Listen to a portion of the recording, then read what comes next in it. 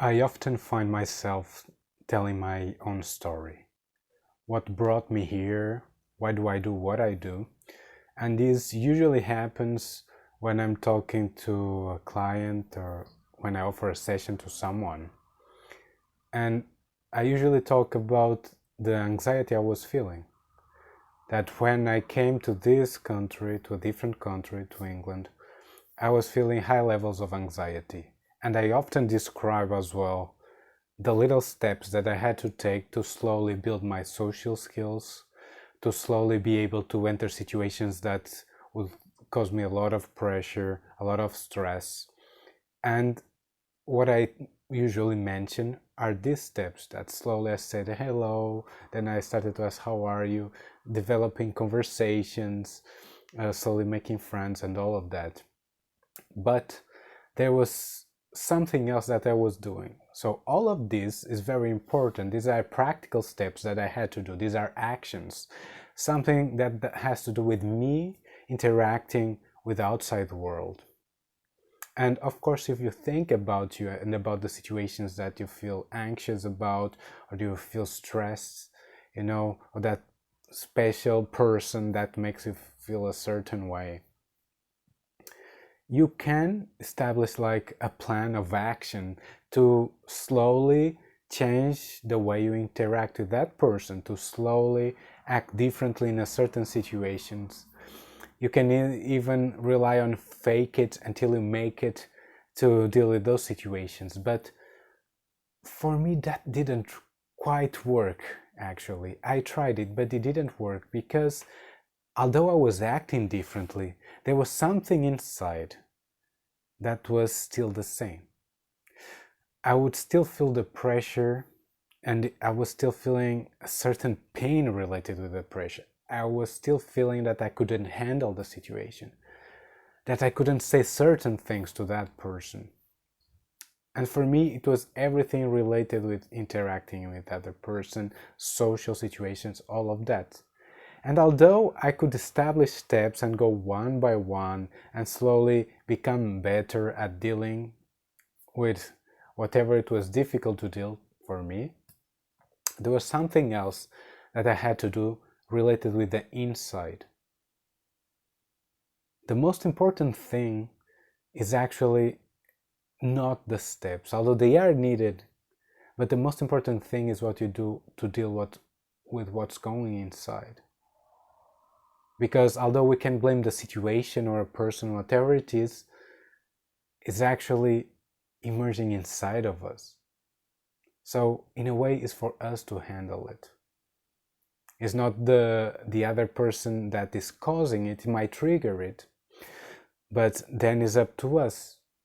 And again, if you look around you, in the same situation, there will be people that are really stressed about, people that are quite relaxed, other people that might seem very natural, and others not so much, that are just trying to cope with it. So this is about what can you do to deal what's inside of you. And the first thing that I did, and in a way is something that I always, even now, I still do, whenever I feel a certain pressure rising, is to get back to my breath and notice, first just notice what's going inside of the body. What are the reactions? What is actually happening? Is your breath shallow? You can relax and make it deeper. So this is the first thing. You notice your breath. Is this happening? Fast breath. Consciously slow it down. You notice tension in your body, shoulders. You try to relax in your neck, you relax. Sometimes you start relaxing and you might still feel a certain pressure, but it's much easier to handle it, much easier. And other times it might just vanish. If you practice this enough, it might just vanish. Okay? So, the first thing to do, especially when you feel, I don't know what I do, I cannot handle this, whatever it is get back to the body and to your breathing and relax it and try to slow it down, especially the out breath. Okay? So as you breathe out, you make it slow, and then you breathe in.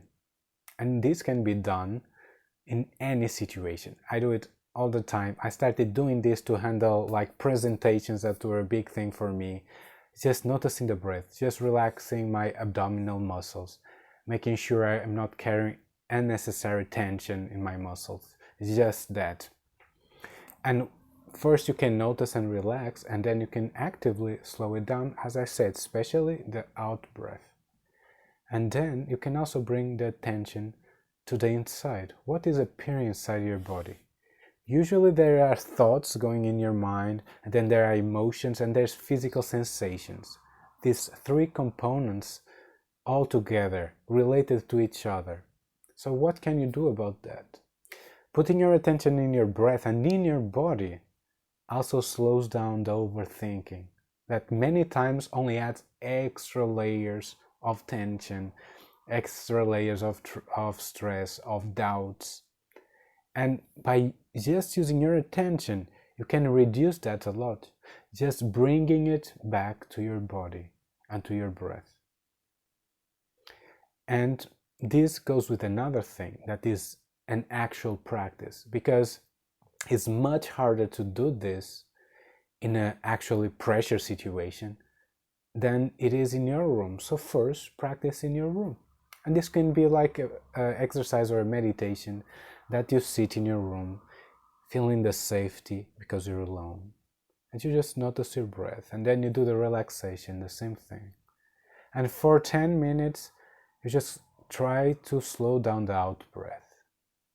So you first learn how to calm yourself down, how to control the anxiety or the stress, the pressure in a safe place. And then you apply it in a real world. You go for a walk. If you're alone, you can try to do the same. Now with your eyes open, you do the same. You interact with someone, you notice your breath, you do the same.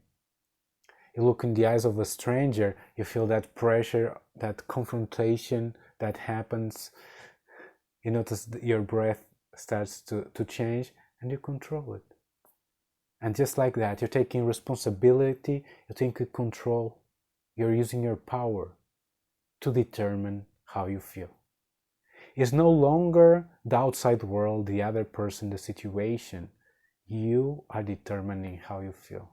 And just like that, you're much more able to deal with hard situations that are hard at the moment, just by noticing and controlling this simple thing, the breath, and by bringing your attention to your body rather than the mind. Give it a try.